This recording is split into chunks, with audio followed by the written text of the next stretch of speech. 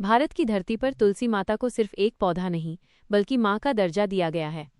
हर सुबह तुलसी के पास दीपक जलाना, जल चढ़ाना और हाथ जोड़ना, यह केवल परंपरा नहीं, बल्कि श्रद्धा का अटूट रिश्ता है।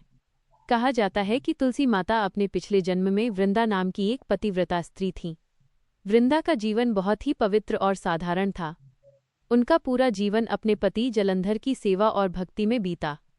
वृंदा की पतिव्रता शक्ति इतनी अधिक थी कि जब तक वो अपने धर्म पर अटल रहीं, तब तक जलंधर को कोई भी देवता या असुर हरा नहीं सकता था।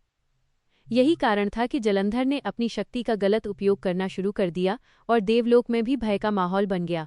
देवता परेशान हो गए और तब भगवान विष्णु जी ने धर्म की रक्षा के लिए एक कठोर निर्णय लिया। विष्णु जी ने जलंधर का वेश धारण करके वृंदा के व्रत को तोड़ दिया। जैसे ही वृंदा का व्रत भंग हुआ, जलंधर युद्ध में हार गया और मारा गया। अपने पति की मृत्यु और अपने विश्वास के टूटने पर वृंदा का हृदय टूट गया। उन्होंने विष्णु जी को श्राप दिया और स्वयं अपनी देह का त्याग कर दिया। उनकी पवित्र आत्मा ने तुलसी के रूप में जन्म लिया। भगवान विष्णु जी को अपनी गलती का गहरा पछतावा हुआ। उन्होंने वृंदा की आत्मा से क्षमा मांगी और वरदान दिया कि तुलसी, तुम सबसे पवित्र मानी जाओगी।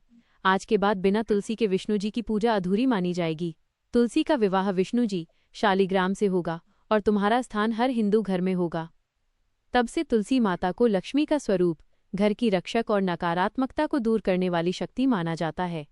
कहा जाता है कि जो घर तुलसी माता का सम्मान करता है, वहाँ दरिद्रता, रोग और कलह टिक नहीं पाते। तुलसी माता सिर्फ भक्ति नहीं सिखाती, वो हमें सहन शक्ति, विश्वास और त्याग का अर्थ समझाती हैं। इसीलिए जब भी तुलसी के पत्तों को छुआ जाता है, पहले हाथ जोड़े जाते हैं, क्योंकि वहाँ माँ का वास होता है।